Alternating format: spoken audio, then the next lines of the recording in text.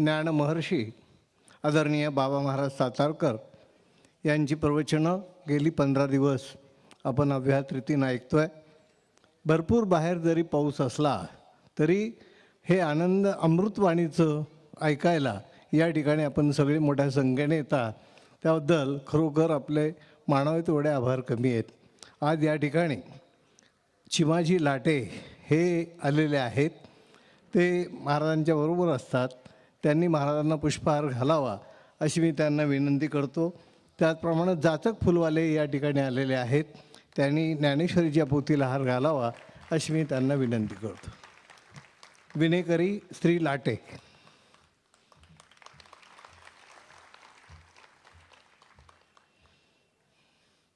श्री जाचक.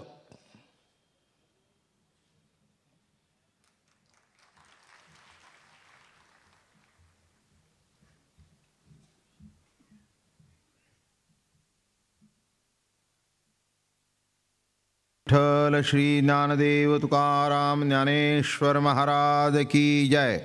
तुकाराम महाराज की जय. सद्गुरु दादा महाराज अप्पा महाराज की जय. श्री गजानन महाराज की जय. नमो शतबोध विदग्धा विद्यारविंद प्रबोधा पराप्रमेय प्रमदा विलासिया. नमो संसार तमसूर्या अपरमित परमवीर्या तरुणतर तूर्या लालनली. नमो सुभाव भजन भाजना भवेद बकुंभ भंजना विश्वोत भव भुवना श्री गुरुराया. तमचानुग्रह गणेशु जय दे आपुला सौरसु तै सारस्वती प्रवेशु बाळकाई आती. जी दैविकी उदार वाचा जै उद्देशु दे नाभिकाराचा. तव नवरस सुधाब्दीचा ठावला भे. आपुलिया स्नेहाची वागेश्वरी जरी मुकिया ते अंगीकारी. तो वाचस्पतेसी करी प्रबंध होडा. हात ठवा दयावरी झळके की हा पद्म कुरुमाथा पारुखे. तो जीवची परितुके महेशेशी एवढे जे महिमेचे करणे. ते वाचावळे वाणमी कवणे काय सूर्याचंगा उठणे लावित तसे. केवता कल्पतरुवनी फुलवरा कायसेनी पाहुणे रुक्षरसागरा. कवणे वासी कापुरा सुवासुदेव चंदना ते कायसे निचर्चावे. अमृता ते केवते रांधावे गगनावरी उभवावे घडे केवी. तैसे श्री गुरुचे महिमान आकळिता के असे साधन. तैशी स्तुतीची ही बोलणी उगयाची माथा ठेविजे चरणी हेची भले. पुंडलिकावरदे हरिविठ्ठल श्री ज्ञानदेव ज्ञानेश्वर महाराज. संत श्रेष्ठ ज्ञानेश्वर भगवान आणि गजाननाचं वर्णन करत असताना हे शब्द ब्रह्म अशेष तेची मूर्ती सुवेश असं आहे. ही वेदाची मूर्ती आहे. तेव्हा भाग असा आहे की आपल्या भारतामध्ये वेदाला अतिशय महत्त्व आहे. वैदिक वाङ्मय हे आद्य वाङ्मय असं मानलं जातं.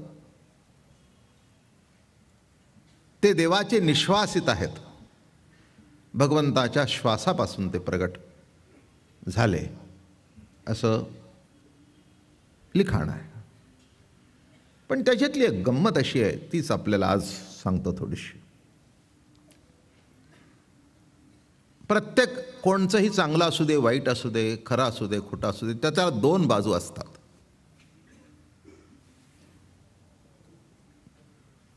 बरं का, त्याच्याबद्दल काही प्रश्न नाही.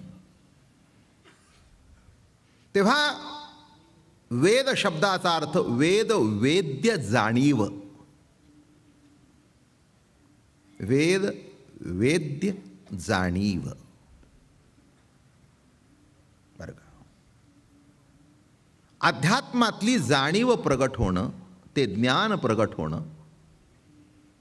मग त्या वेदामध्ये उपनिषद आली, पुराण आली, हे सगळे विविध भाग त्याच्यामध्ये, ब्रह्मसूत्र आलं, म्हणजे हे एक त्याच्यातला अंग आहे.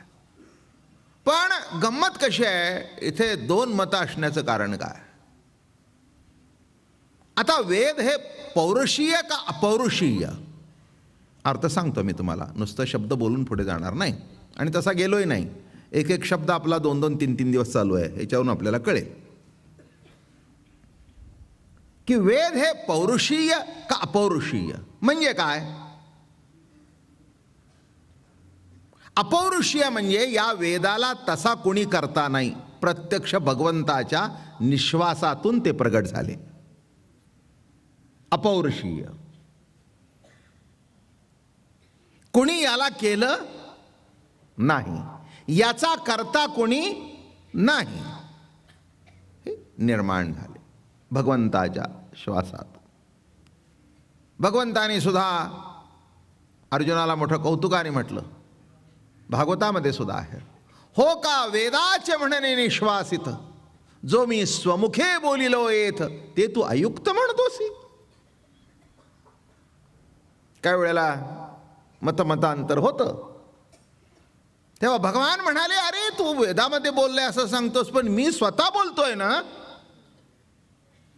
हो का वेदाचे म्हणणे निश्वासित, जो मी स्वमुखे बोलिलो येथ, ते तू अयुक्त म्हणतोसी. निरोप पाठवला ते खरं मानतोस, आणि मी तोंडाने सांगतोय ते खोटं मानतोस. हा भाग आहे. तेव्हा वेदाच्या ज्या ऋचा आहेत, त्या प्रत्येक ऋचांच्या खाली ऋषींचं नाव लिहिलेलं आहे की ही ऋषी या ऋषीने प्रगट केली, निर्माण केली. मग काहींचं म्हणणं असं, प्रत्येक ऋचांच्या खाली जर ऋषीचं नाव आहे तर हा अपौरुषीय कसा, हा वादाचा मुद्दा नाही का. पौरुषीय म्हणा, कारण त्याच्या खाली नाव आहे, नाव आहे तर पौरुषीय म्हणा. हे म्हणाले तसं नाही, अपौरुषीय. त्याच्यात दोन बाजू आहेत. काही वेदाला महत्त्व देणारे आहेत, काही वेदाला दुय्यम स्थान देणारे आहेत. आपण फक्त आहे ते सांगणारे आहोत.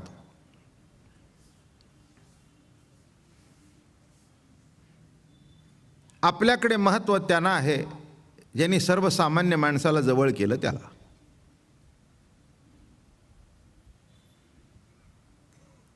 ज्ञानेश्वर महाराजांची लोकप्रियता का,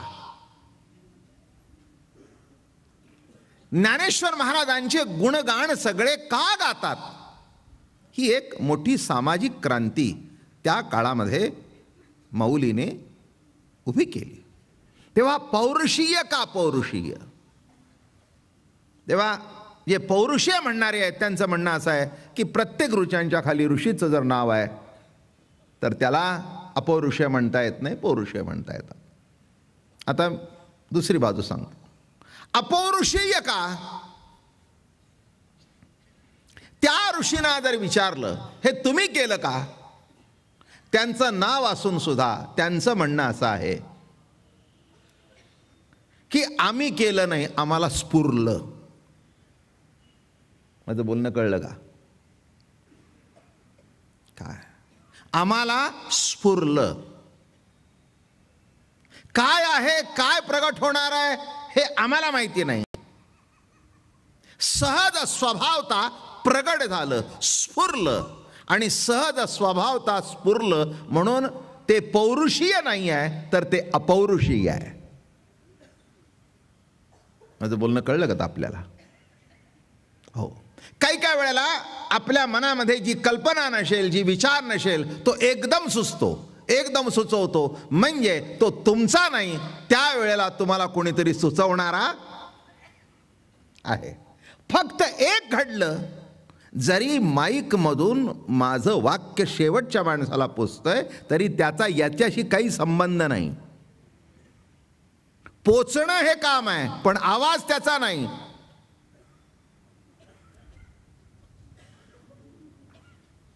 काय करते आता, कळलं का? हां, तसं ऋषींच्या मुखातून प्रगट झालं, पण जे प्रगट झालं ते त्यांचं ज्ञान नसून भगवंतानी त्यांना स्फुरण दिलं, म्हणून वेद हे अपौरुषीय आहेत. अशा दोन बाजू ह्याच्यामध्ये आहेत.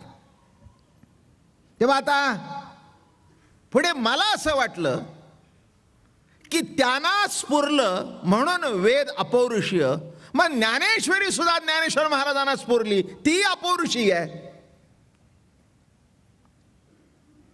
ती अपौरुषीय असून या वेदाचं इतकं महत्व आहे की त्या वेदांचा अधिकार ठराविक लोकांना आहे, आणि हा ज्ञानेश्वरी रूपी प्राकृत भाषेतला वेद सर्वसामान्य माणसाकरता उपलब्ध आहे. म्हणून सर्व वेदापेक्षा श्रेष्ठ वेद म्हणजे आमची ज्ञानेश्वरी.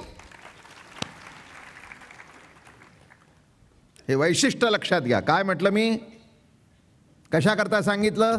स्फुरलं. काय तुम्ही बोलविली आम्ही बोलेन, बोली अरूपाचे रूप दावीन. तुम्ही बोलवलं, मी नाही. बघा, हे जसं इथे आहे तसं भागवताची माझ्या मुखातून तुम्ही अनेक वेळा ओवी ऐकली असेल. मी न करी त्याची कथा, परी तोच होय मुखी वक्ता. ऐसेनी बलात्कारे बोलविता, काय मी आता करावे. जरा थोडंसं हे नुसतं सांगून जमणार नाही, तुम्हाला कळेल. म्हणजे मी आता दृष्टांत दिला म्हणजे कळेल. घरामध्ये दोन भाऊ असतात, सासू असतात, सुना असतात, बरं का. जो मुलगा म्हणत असतो शेवटपर्यंत बाबा तुम्हाला आई सोडून जाणार नाही, तुमचा प्राण माझ्या पाठीवर, आणि एक दिवस ते पिल्लू सोडतं, आम्हाला काही एकत्र राहायचं नाही. मग बाप म्हणतो बोलविता धणी. आता हे वर माहिती त्यातलं बघा. काय म्हणतो, आमचा मुलगा असा जो म्हणत होता की बाबा शेवटपर्यंत मी तुम्हाला सोडणार नाही, आणि आज लगेच लग्न होऊन अजून वर्ष झालं नाही तर बोलविता धनीन वेगळीची. धनी नाही. माझं बोलणं कळलं का? म्हणजे हे बोलणं त्याचं नाही. आता हे एवढं कळलं ना, आता पुढचं कळेल बघा. मला पक्क माहिती आहे तुम्हाला कसं सांगा, म्हणजे पुढचा आता कळण्याचा प्रश्नच नाही, बरं का. हो, म्हणजे शेवटी काय होतं, यांचा मुलगा तेवढा चांगला आणि ती बाहेरून आलेली.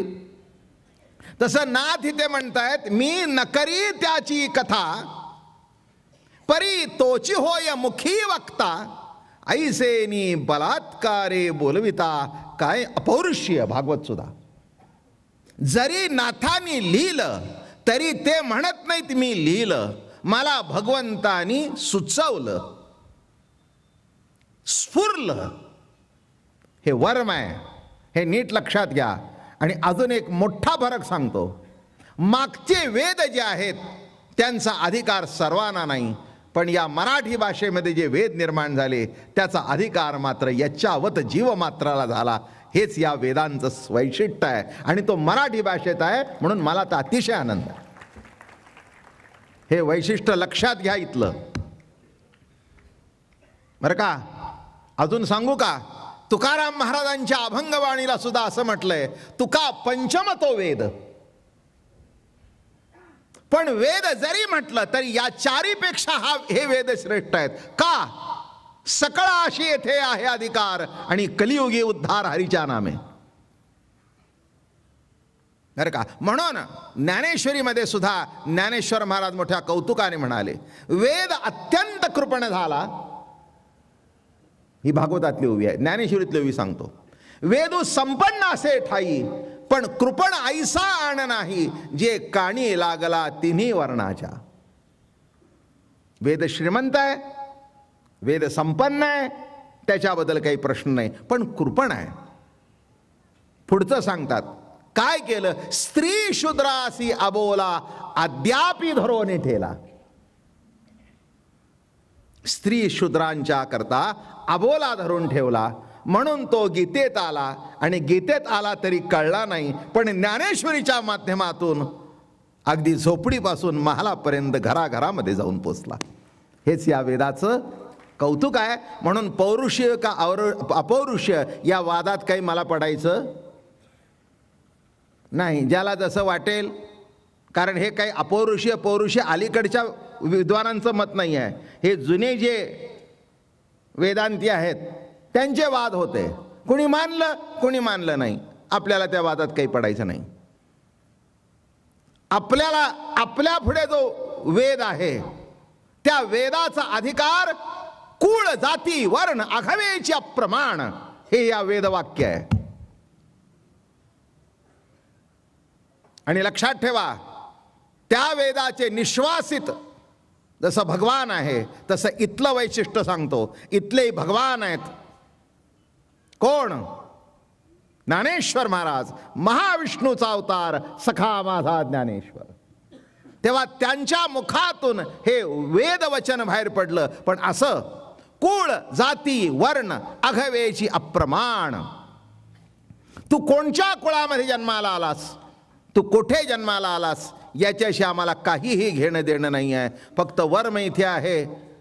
वर्म सांगतो काय, जन्माला येऊन तू काय करतोस हे महत्वाचं आहे, कुठे जन्माला आलास हे महत्वाचं नाही आहे. उगीच एक लक्षात ठेवा, श्रेष्ठ कुळामध्ये जन्म आला म्हणून जर आपली तडफदारी करायची असेल तर एकच सांगतो, कुणी कुठे जन्माला यावं हे कुणाच्याच हातात नाही. तुमच्याही नाही माझ्याही नाही. मग जन्मावर निंद ठरवायचं कारण काय? निंद ठरवायचं कारण काय? कुठे कुणाला माहिती आहे की श्रेष्ठ कुळात जन्म यावा का खालच्या कुळात जन्म यावा? आला तिथे आला. मग जी गोष्ट त्याच्या हातात नाही त्याच्यावरून त्याला कमी किंवा श्रेष्ठ ठरवणं हे अयोग्यच आहे. आणि हे माऊलींना कळलं, नाथांना कळलं, आणि त्या ज्ञानाचा अधिकार याच्यावत जीवमात्राला देऊन टाकला. ज्ञानेश्वर महाराजांनी जी केलेली क्रांती, त्या क्रांतीचं कौतुक सांगतो. म्हणजे हे वेद शब्दाला धरूनच चाललंय. जेव्हा पैठणला गेले, आपल्याला सगळ्यांना माहिती आहे, त्यातलं वर्म सांगतो, रेडा बोलवला, हे सगळ्यांना माहिती आहे. पण रेडा बोलवला म्हणजे काय केलं? काय केलं? त्या रेड्याच्या पाठीवर हात ठेवला, बोल म्हणले. बोल म्हटल्यावर ते बोलू लागलं. आणि बोलून सुद्धा तो रेडा मेला नाही. जर वेद वचन रेड्याच्या मुखातून बाहेर पडणं हे जर पाप असतं तर ते तोंडातून प्रगट झालं, मेला असता. मेला नाही. याचा अर्थ कळला का? त्याच्या मुखातून वधवून ज्ञानेश्वर महाराजांनी हे सिद्ध करून दाखवलं की वेद वाक्य बोलण्याचा रेड्याला सुद्धा अधिकार आहे, तर माणसाला आहे का नाही याच्याबद्दल पुन्हा चर्चा करण्याचं कारण कलास. ह्याच्याबद्दल जास्ती बोलायची काही आवश्यकता मला वाटत नाही. कुणाला अधिकार आहे, कुठून सुरुवात केली आणि काय भाग्य आहे त्या रेड्याचं? त्याच्या पाठीहून हात फिरला. हो, त्या विद्वानांनी म्हणाले काय गंमत आहे, अहो बघा त्याचं नाव तुमचं नाव एकच. सर्व ठिकाणी जर परब्रह्म आहे तर त्याच्या पाठीवर मारलेला असूड तुमच्या पाठीवर. म्हणले उठला. तरी कुठे खरं वाटतंय? काय म्हणाले विद्वान माहिती आहे का? यांना काहीतरी बंगाली विद्या येते. असंच असतं.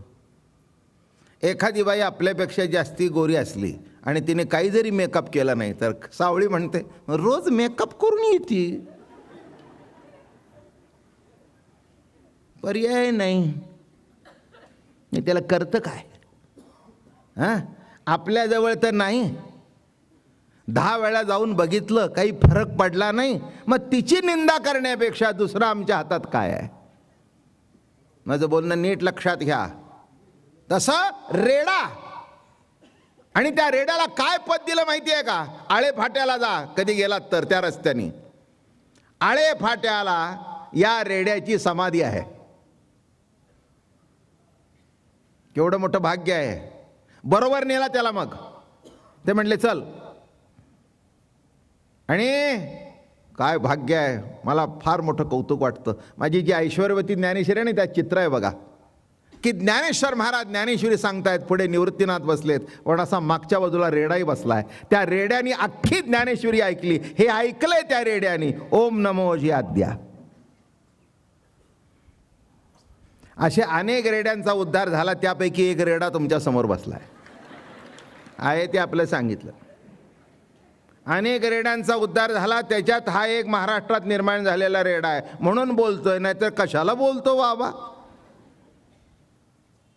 बरं का, नीट लक्षात घ्या. पण तसा येरागाबाळाचा रेडा नाही. रेडा आहे तो ज्ञानोबारायचा आहे. तुम्हाला लक्षात ठेवा, सगळ्या घोड्यांचं दर्शन घेत नाहीत, माऊलीच्या घोड्याचं घेतात. काय? सगळ्या घोड्यांचं दर्शन? हो, तसं मी भाग्यवान समजतो बरं का. आम्ही सामान्य माणसं. पण अहो, एवढा मोठा लाखोचा समाज आज माऊलीच्या पालखी बरोबर आहे बरं का. सगळा बहुजन समाज जवळजवळ 95% वर, ब्राह्मणापासून अतिशूद्रापर्यंत, चांगल्यापासून वाईटापर्यंत, दान करणारापासून खिसे कापूपर्यंत. काय म्हटलं मी? हे सगळे एवढे ज्ञानेश्वर महाराजांच्या पालखी सोहळ्याबरोबर असतात. हो, काही काही खिसे कापू म्हणतात. वर्षाचा धंदा पालखीबरोबर होतो. मी अतिशोक्ती बिलकुल सांगत नाही, काही सांगायची गरज नाही. खरंच आहे ना. काय मग तोही म्हणतो माऊलीची माझ्यावर कृपा आहे. हो, मी मग माऊलीला प्रश्न विचारला. म्हटलं महाराज, हे काय भानगड आहे? ते चोर तुमच्या नावाने? अरे तुला म्हणले, तुला एवढं का तुझ्या पोटात दुखतंय म्हणले? ज्याचा कापला त्याच्याकडे बॅगेत 2000 पडले होते, त्यात 10 रुपये गेले म्हणून कुठे बिघडलं? विनोदाचा भाग सोडून द्या, पण वर्म सांगतो, माऊली म्हटल्यानंतर सगळ्यांचीच ती माऊली आहे ना.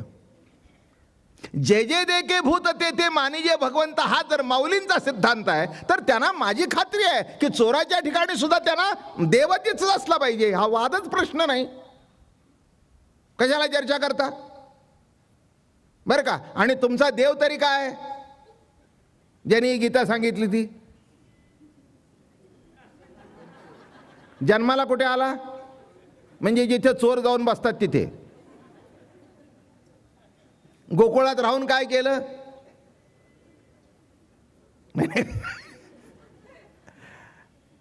म्हणजे तुम्ही जर विचार केला, हे आश्चर्य आहे सगळं. हां, म्हणून तसं काही विचार करायचं काही कारण नाही आहे. नीट लक्षात घ्या. ज्ञानेश्वर महाराज जेव्हा म्हणतात, जे जे देखे भूत ते ते मानिजे भगवंत, मग ते ते मानिजे भगवंत म्हटल्यानंतर त्यांना चोराच्या ठिकाणी सुद्धा हो देव दिसतच होता. ही सगळी संत मंडळी आमची अलौकिक आहेत, सगळे फार मजेशीर आहेत बरं का. एखादा दिसला चोरी करतोय, अरे बाबा, हां, अरे बाबा. चला, एक गोष्ट आठवली मला, सांगू का? बरं चला सांगतो. म्हणजे कळेल तुम्हाला काय दृष्टी आहे. ज्ञानेश्वर महाराज आणि म्हणजे या परंपरेतूनच सांगतो. ज्ञानेश्वर महाराज आणि नामदेव महाराज तीर्थयात्रेला निघाले आणि रोज कळायचं की मागच्या गावी आलेत, आज आपल्या गावी मुक्काम आहे. तिथे एक व्यवसायाने चोर होता, पण ज्ञानोबा तुकोबावर भक्ती होती. तुम्हाला एक लक्षात घ्या, तुम्हाला माहिती म्हणून सांगतो. खेड्यापाड्यामध्ये पूर्वीच्या काळामध्ये उचल्यांची जात असायची. ते परंपरेने उचले, परंपरेने उचलेच. तिथे विहिरीसुद्धा आहेत काही काही गावामध्ये. ही विहीर कोणाची? ही ब्राह्मणाची. ही कोणाची? मराठ्याची. ही कोणाची? अमखेची. आणि ही कोणाची? उचलेची. बरं का. पण हे उचले म्हणजे खून हाणामारी करणारे नव्हे. त्यांचा आपला तो परंपरेने बाप तेच करत होता, तेच करत होता, तेच करत होता, हाही तेच करू लागला, उचल्या. तेव्हा चोरी आपलं, पण आपलं पोटापुरतं आपलं कमवायचं, जास्ती काही कुणाला त्रास द्यायचा, कारण खानदानी चोर होता तो.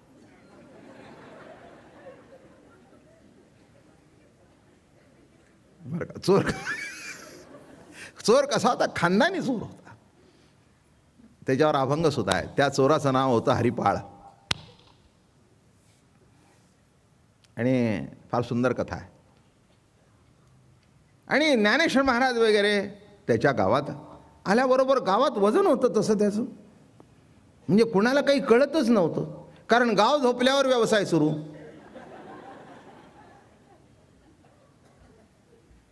त्यामुळे कोणाला काही कळायचं काही पत्ता नाही.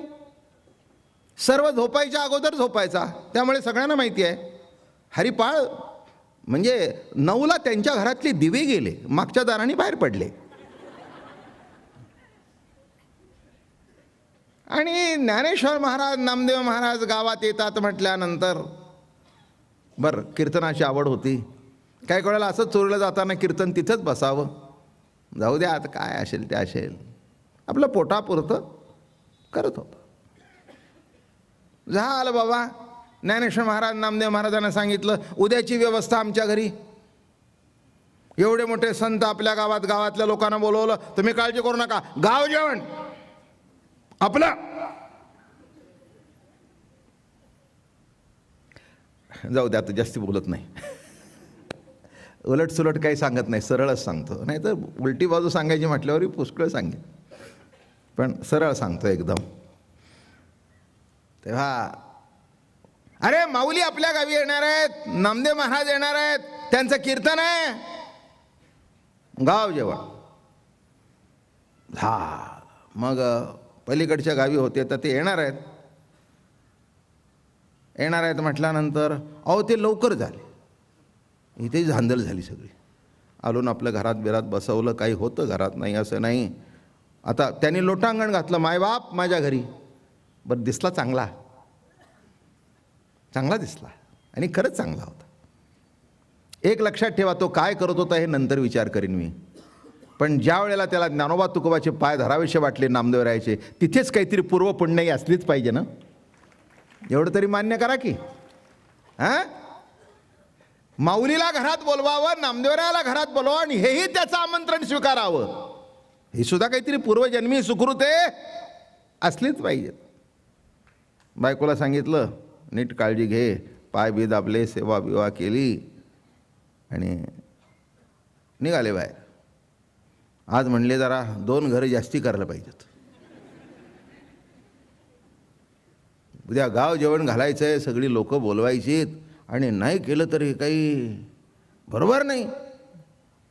झालं, गेला, गावाच्या बाहेर गेला. पण एक त्याचं तत्व ठरलेलं होतं, असं परिसरामध्ये करायचं नाही, म्हणजे चटकन ओळखता येत लांब. बरं, त्यावेळेला काही पोलीस रेकॉर्ड नव्हता, उजवा अंगठा नव्हता, डावा अंगठा नव्हता, साईडचा फोटो नव्हता, पुढचा फोटो नव्हता. झालं, गेला अरण्यात. एक रस्ता ठरलेला असा, तिथे कोणी नाही कोणीतरी यायचंच. झालं, बसला जाऊन झाडावर जाऊन बसला, आणि आपलं सुरू केलं, विठ्ठल विठ्ठल विठ्ठल विठ्ठल. गंमत आहे बरं का ती. देवा, पांडुरंगा, माऊली, नामदेवराया घरी येऊन राहिलाय आमच्या. अहो, पिठलं भाकरी खाऊन कोणी कसं जमेल, उद्या पुरणपोळी करायची आहे तुम्हाला, आणि तुमच्याबरोबर अहो 100-200 माणसं जेवायला पाहिजेत, तर ती तुमच्या येण्याची शोभा. पण आमचं कुठे आहे आपलं हातावरचं पोट. माझं हातचलाकी केली की झालं काम, हातावरचं पोट आमचं. झालं बाबा, 12 वाजले, 1 वाजला, 2 वाजले, गिऱ्हाईकच नाही. काय करावं पांडुरंगा, देवादी देवा, अरे लाज राख माझी. अरे माझ्याकरता नको निदान माऊली, निदान ते नामदेव आलेत, कीर्तन आहे काय ते तिकडे जे पंढरीकडे बघून हात जोडल्याबरोबर तिकडचं तार यंत्र वाजू लागलं, खट्ट खड खट्ट खड खट्ट खड खट्ट खड खट्ट. हे माहिती आहे का तुम्हाला? नाही. कशाचं काय माहिती आहे तुम्हाला? तुम्ही तार ऑफिसमध्ये पूर्वीच्या गेलाय का? आता कोणी तारा करतच नाही. हॅलो, सगळ्यांच्या तारा खिशात आहेत सध्या. कोण करत? पूर्वीच्या काळी जे तारा करायची की नाही, मग ते लिहून द्यायचे, मग ते मशीनचा खट्टकड खट्टकड खट्टकड खट्टकड खट्टकड. इथून तार गेल्यावर पंढरपूरला वाजली, वाजल्याबरोबर देव एकदम सावध झाले. शेज घरामध्ये होते, पांडुरंगाने रुक्मिणीला हात लावला. अगं म्हणली रुक्मिणी, रात्रीची अर्जंट तार आहे, अर्जंट आहे म्हणे. सगळे वाचून बघितली. हां, आम्ही इथे अरण्यात बसलोय, ज्ञानोबा आहे, माऊली आपलं नामदेवराय आहे, घरी आलेत, उद्या जेवण आहे. देवा कसं काय जेवण घालावं? खाली सई होती, हरिपाळ.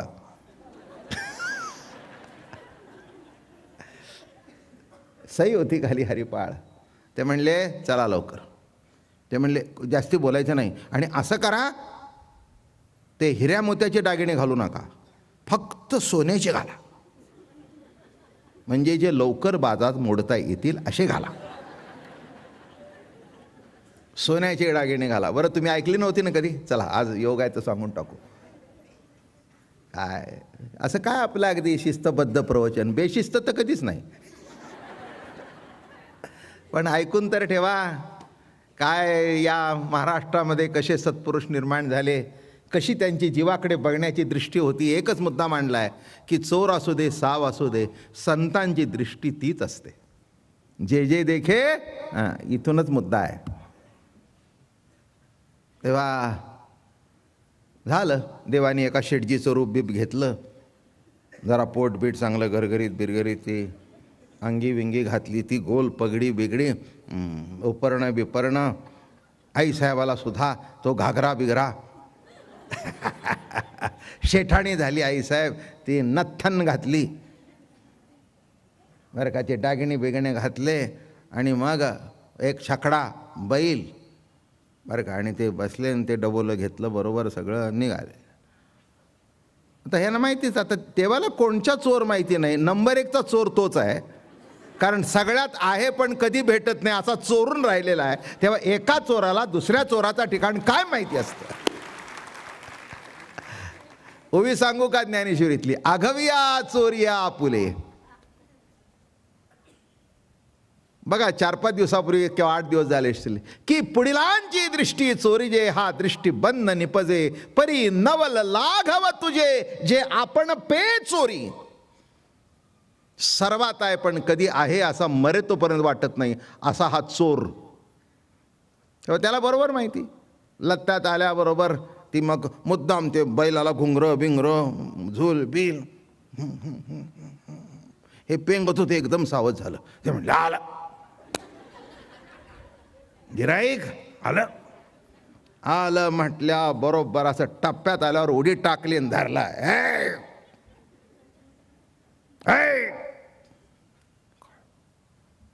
हे जरा घाबरल्यासारखं, अरे कोण बाबा तू, अरे तू कोण?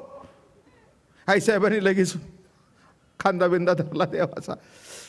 नवीन असत्या तर एकदम असंच केलं असतं.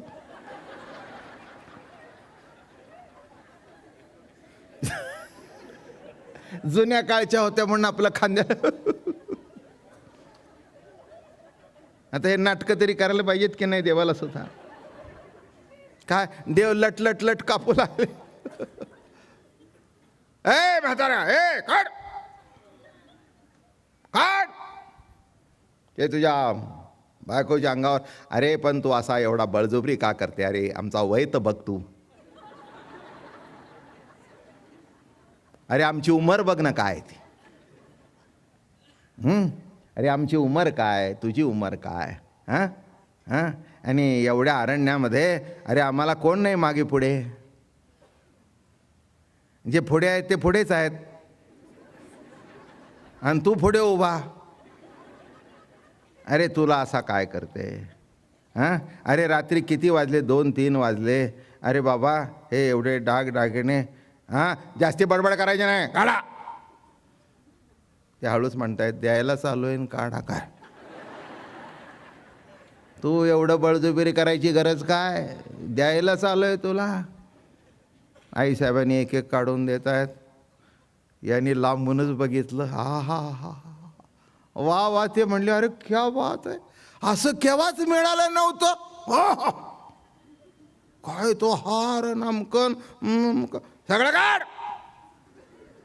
आईसाहेब मुद्दा म्हणतात, अहो एवढ्या पाटल्या राहू द्या, आईने दिलेल्या. आता ही आईन, हिला कोण देणार आहे? माझं बोलणं कळलं का? कुठची आई? अहो विश्वाची आई. आता हिला कोण देणार आहे? आणि साधी सुधी आहे का? लक्ष्मी. कोण? प्रत्यक्ष लक्ष्मी दारात द्यायला आलेली. तिला काय कमी आहे? अहो राहू द्या, तितक्याला जोड. ए म्हातारे, काय ठेवायचं नाही अंगावर. फक्त म्हातारे दिसतंय म्हणून म्हणतोय, तेवढं 2 मणी इथलं ठेव, तुझ्या दादल्याच्या नावचं. बाकी काढ.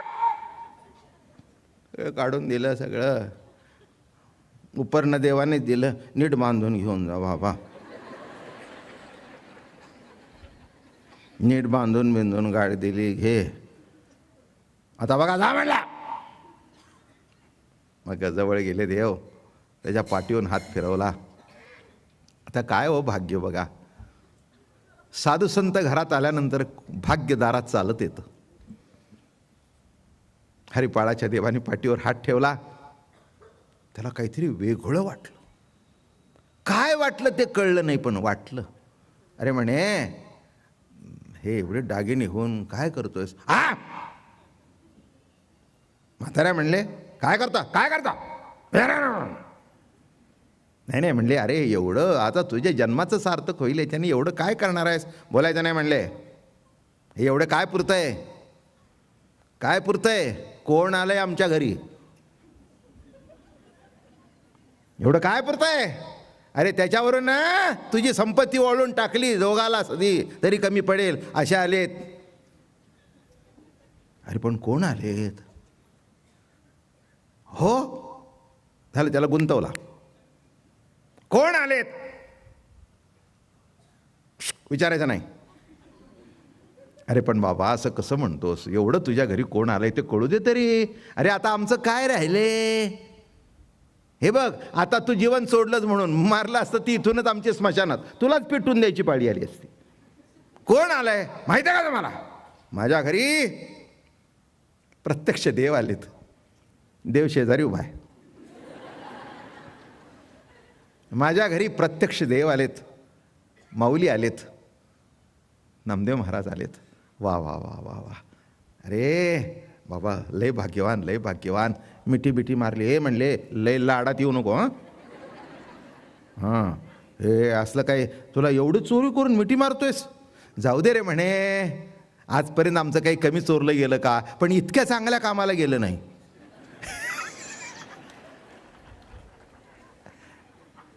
काय देव म्हणले, माझ्या पुढच्या पेट्या काही कमी फुटल्यात का?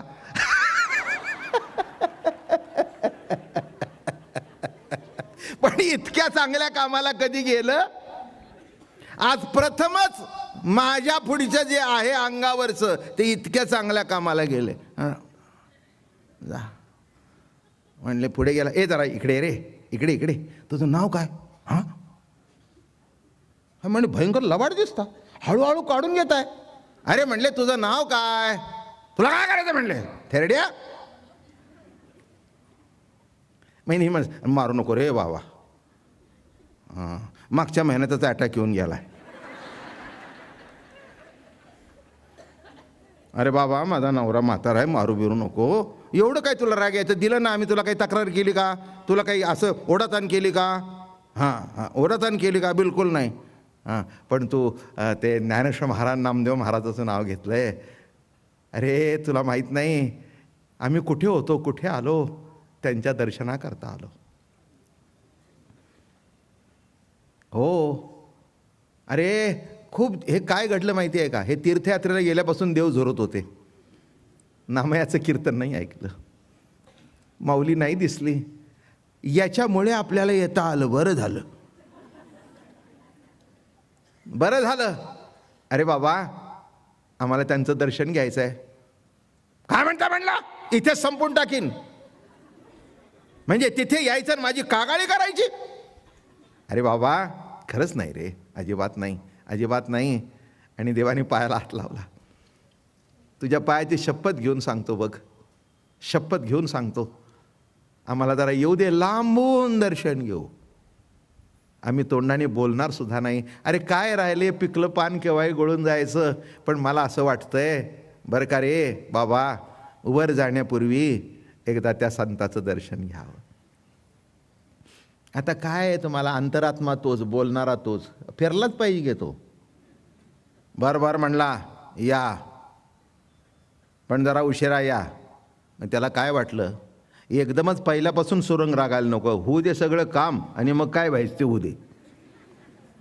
पण बघा, जर काही बोललात, नाही रे बाबा असं नाही, बिलकुल करणार नाही. झाले, हे गेल्याबरोबर लगेच सावकाराकडे गेला. ते दुसऱ्या गावात पैसे मोडून, तुम्हाला सांगू काय मंडप काय, आचार्यांना पैसे काय, अमकं काय, जिकडे तिकडे थाट. सगळे म्हणाले अरे हरिपाळा काय, अरे काय म्हणले, संत घरी आल्यानंतर दसरा दिवाळी आपण साजरी करत नाही, तेच करून घेतात. झालं. आणि मग अंगणामध्ये रांगोळी काढली आणि ठरवलं आज माऊलीला नामदेव महाराजांना आंघोळ घालायची. अशा त्या चौक बिऊक काढला, अशा घागरी बिगरी गरम पाण्याच्या भरलेल्या, चांगलं उठणं बिटणं लावलं, तेल बिल लावलं नवरा बायकोनी, पाय बी चोळले. महाराज दमला तुम्ही, हां. आणि हे म्हातारी हळूहळू आली बरं का.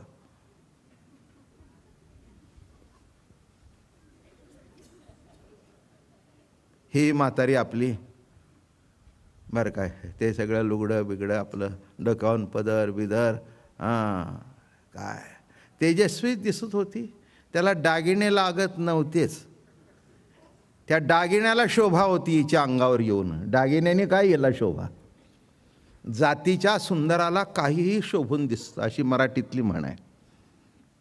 आणि जे सुंदर नाही त्याला किती काही नटवलं. काही माणसं अशी असतात की खोटं सुद्धा त्यांच्या अंगावर खरं दिसतं, आणि काही अशी भाग्यवान असतात की खरं सुद्धा त्यांच्या अंगावर इमिटेशन दिसतं. अशी पद्धत आहे. असो. आणि हे गेले आणि ते आंघोळ सुरू होती.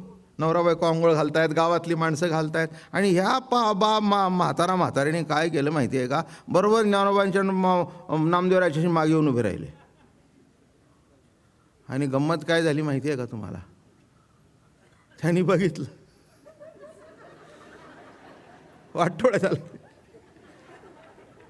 एवढा नैवेद्य केला, अजून घास खाला नाही, पण ह्या म्हातारीने गळा कापला असं.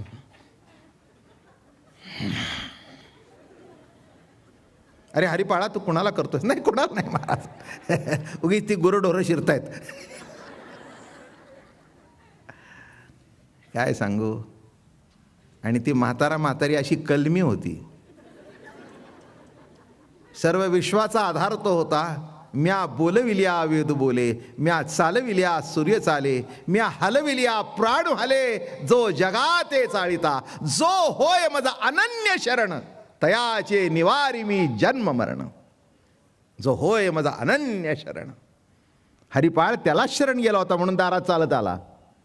दोन गोष्टी होती, पांडुरंगाला शरण गेला, संत चालत आले आणि आणि नेमके समोर बघितल्यावर आता कुठे लपून राहणार हो बाप्पा. नामदेवरायांनी माऊलीने बघितलं, माय बाप्पा पांडुरंगा गेले, जाऊन पायाला मिठी मारली. हे बघायला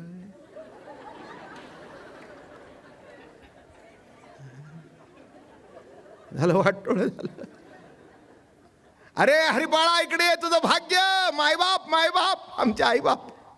ते म्हटले त्यांच्यावरच डाल्ला मारला मी.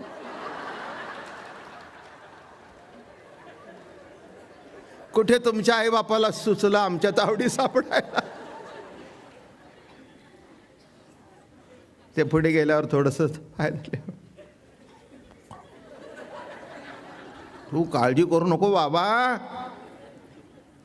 आणि मग थोडक्यात आवरतो. पूजा बिजा झाली, हरिपाळाला जवळ घेतला आणि सांगितलं, अरे हे म्हातारा म्हातारी नाहीत, हे अनादी आहेत, आद्या. कळलं का? ओम नमोजी वेद प्रतिपाद्या जय जय ससंवेद्या आत्मरूपा असा जो, अरे तो प्रत्यक्ष पांडुरंगण रुक्मिणी मातोश्री आहे. पायाला मिठी मारली. हाय बाप्पा पांडुरंगा, चुकलं रे माझं, मला कळलं नाही. अरे तुला काही कळलं नाही तरी हरकत नाही ना, पण साधू संताचा आदर करायचं कळलं, याच्यातच तू पुण्यवान आहेस. उजळले भाग्य आता, उजळले भाग्य आता, अवघी चिंता वारली, संत दर्शनी हा लाभ, पद्मनाभ जोडला, पद्मनाभ जोडला, संत दर्शनी हा लाभ, संत दर्शनी हा लाभ, पद्मनाभ. भाग्य उजळलं माझं, संत भेटले आणि संतामुळे हा पद्मनाभ भेटला. पांडुरंग धन्य झालो. लक्षात घ्या, संतांची जी नजर आहे, जे जे ते नाही, हे नाही, जे जे जे जे भेटे भूत ते ते मानिजे भगवंत. म्हणून लक्षात ठेवा, वेदामध्ये हा श्रेष्ठ, हा कनिष्ठ असं होतं. पण हा जो पंचम वेद निर्माण झाला, ज्ञानेश्वरी काय, गाथा काय, त्याच्यामध्ये एकच विचार आला, कुळ जाती वर्ण अघवेची अप्रमाण. अरे व्युत्पत्तीचा वावगा सोसू का व्हावा? कशाला जन्माला, कुठे जन्माला आला म्हणून मिजास मारतोस? मिजास मारू नकोस. कुळाचं श्रेष्ठत्व गरज नाही. त्याच्याकरता अजामेळाचा उद्धार झाला, त्याच्याकरता एका पक्षिणीचा, एका रागूची उपासना केली आणि त्याच्या नावाने हाक मारली आणि हा प्रसन्न झाला. व्यभिचारीचा उद्धार झाला. लक्षात घ्या मी काय म्हणतोय ते. म्हणून ही जी ज्ञानेश्वरीतला गणपती आहे, ज्याचं वेदाचं वर्णन केलंय, पण या गणपतीची खासियत अशी आहे की हा ज्ञानेश्वरीतल्या गणपतीचा अधिकार सर्वांना आहे. हे कधी विसरू नका, सर्वांना आहे. या वेदाचा अधिकार या वेदाने कुणाला डावललं नाही. या रे बाबानो, या या या या. तसं इथे म्हणतायत महाराज, हे शब्द ब्रह्मासेस तेची मूर्ती सुवेश, जेथ वर्ण वपू निर्दोष मिरवीत अशी. मग आता असा जो वेद, त्याचं फलश्रुती काय आहे? काल विषय सुटता सुटता सांगितलं. धर्म, अर्थ, काम आणि मोक्ष, असा कालचा विषय प्रवचना संपता संपता सांगितलं. धर्माच्या आधाराने अर्थ, काही बिघडत नाही. धर्माच्या आधाराने काम. दुसरा शब्द काय, एक लक्षात ठेवा, कामाची सगळे निंदा करतात. ठीक आहे, मर्यादा उल्लंघन केलं तर ते निंदनीय आहे. आता इथे काय म्हटलंय, कामाला सुद्धा पुरुषार्थ म्हटलाय.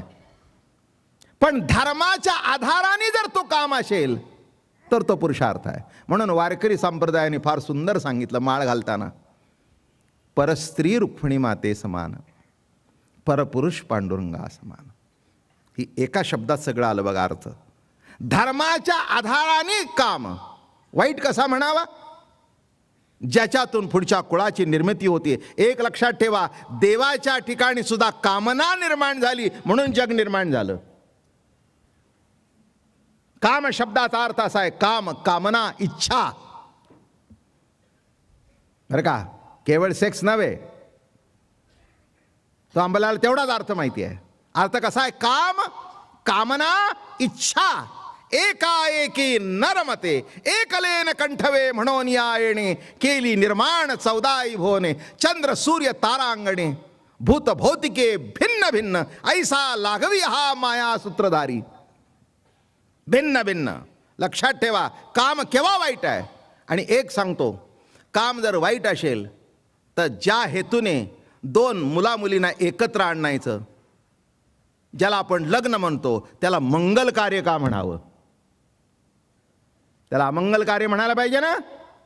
बरोबर आहे ना? कारण का? लग्न करून हेतू काय? लग्न करून हेतू काय? 2 त्या पती पत्नीला तुम्ही बाहेरगावी पाठवता. कशा करता? त्यांची ओळख व्हावी. ओळख व्हावी आणि त्याच्यातून मग एकमेकाचं जीवन एकरूप होऊन पुढच्या पिढीचं एक बाळ जन्माला यावं. ते बाळ आकाशातून पडत नाही बरं का, पण एक आहे कामातूनच. पण त्या कामाने मर्यादा उल्लंघन केली तर दोष आहे. आणि मर्यादित राहून जर उपभोग घेतला तर तो सुद्धा धर्माला धरून आहे. म्हणून वाईट म्हणायचं काही कारण नाही आहे. एक लक्षात घ्या, कोणतीही गोष्ट जेव्हा मर्यादा उल्लंघन करतो तेव्हा ते पाप आहे. मर्यादेत राहून काम सुद्धा त्याला पुरुषार्थच म्हटलेला आहे. लक्षात ठेवा, अर्थ वाम मार्गाने गेला तर तो अनर्थ कडून आणतो. बरं का, इंद्राने अहिल्याची अपेक्षा केली, संपला, सर्व अंगाला भगे पडली त्याच्या. वाम मार्गाने गेला, मग तो देव असू दे नाही तर कोणी असू दे, वाम मार्गाने गेला. लक्षात ठेवा, तुकाराम महाराजांचं कीर्तन चालू होतं आणि एक स्त्रीला त्यांच्याबद्दल वासना निर्माण झाली. गेले पाय धरले. ते म्हणले, का बाई, गाव मोकळं पडलं का, माझ्याच नादी लागलीस? अगं म्हणले, पराविया नारी रुक्मिणी समान. लक्षात ठेवा, याचा अर्थ तुकाराम महाराजांना ते माहीत नव्हतं असं म्हणण्याची गरज नाही आहे. मुलं होती हे म्हणण्याची गरज नाही. पण मर्यादेत भोग भोगला म्हणून त्यांच्या आरतीचं पहिलं चरण आहे, प्रपंच रचना सर्वही भोगोनी त्यागिली. नीट अर्थ समजून घ्या. उगीचच वैराग्याच्या अनाठाई गप्पा मारू नका. जे तुम्हाला जमलं नाही, वडिलांना जमलं नाही, वडिलांना जमलं असतं तर तुम्ही जन्माला आला नसता. माफ करा मला. तेव्हा उगीचच गप्पा मारायची गरज नाही. काम असू दे, मर्यादा उल्लंघन केला तर दोष आहे. मर्यादा उल्लंघन नाही केली तर ते सुद्धा कौतुक आहे.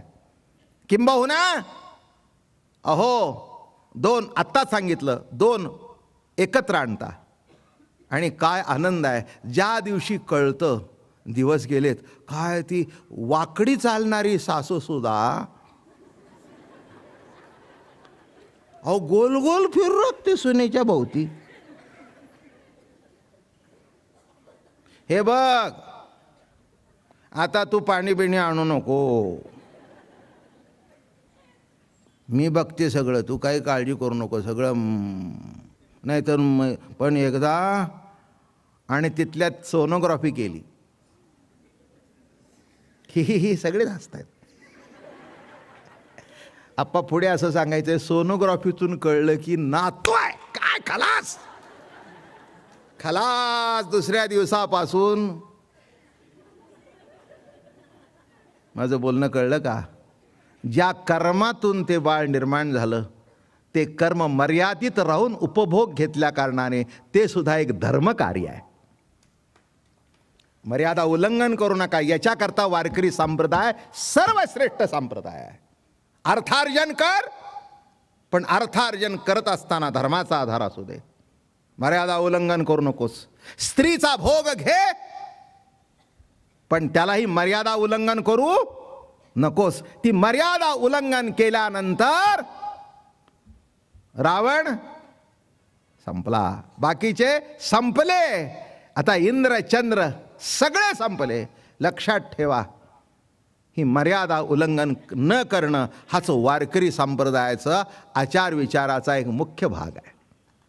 हे एवढं बेसिक प्रिन्सिपल लक्षात ठेवा. म्हणून धर्माच्या आधाराने अर्थ, धर्माच्या आधाराने काम,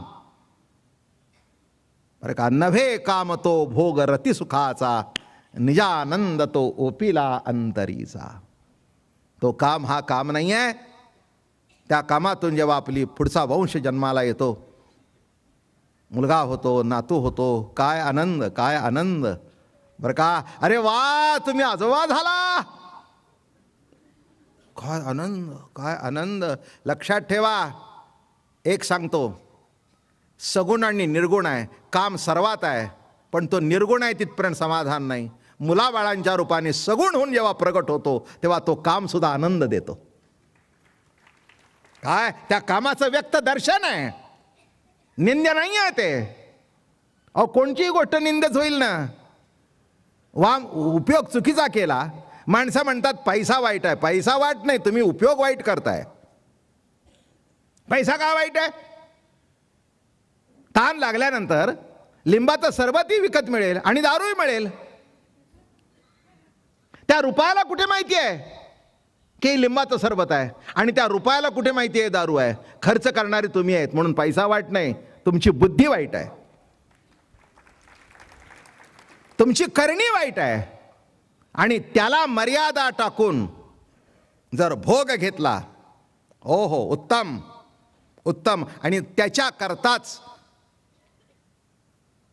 अगदी ठासून सांगीन, वारकरी संप्रदायासारखा संप्रदाय जगात दुसरा नाही.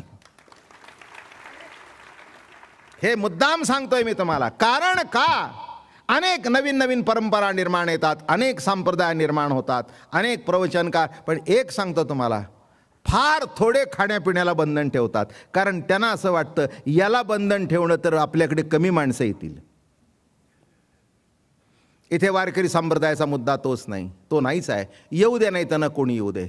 आपलं जे ठरलेलं कॉन्स्टिट्यूशन आहे, नाही खायचं, नाही खायचं.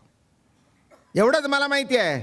एका सेकंदाचं आयुष्य जर दुसऱ्याला कुणाला देता येत नसेल तर ते जनावर का असेना, त्याची हत्या करण्याचा अधिकार तुम्हाला कोणी दिला नाही. आणि एक सांगतो शेवट, जे तुमचं आहे त्याची नासाडी करा. याच्यातलं तुमचं काय ते सांगा.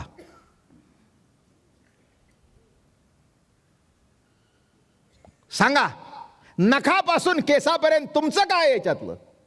बारकाव्याने विचार केला तर तुम्हाला कळेल की नखापासून केसापर्यंत तुमचं याच्यातलं काहीही नाही. जे आहे ते दिलेलं कोणाचं आहे? पांडुरंगाचं आहे.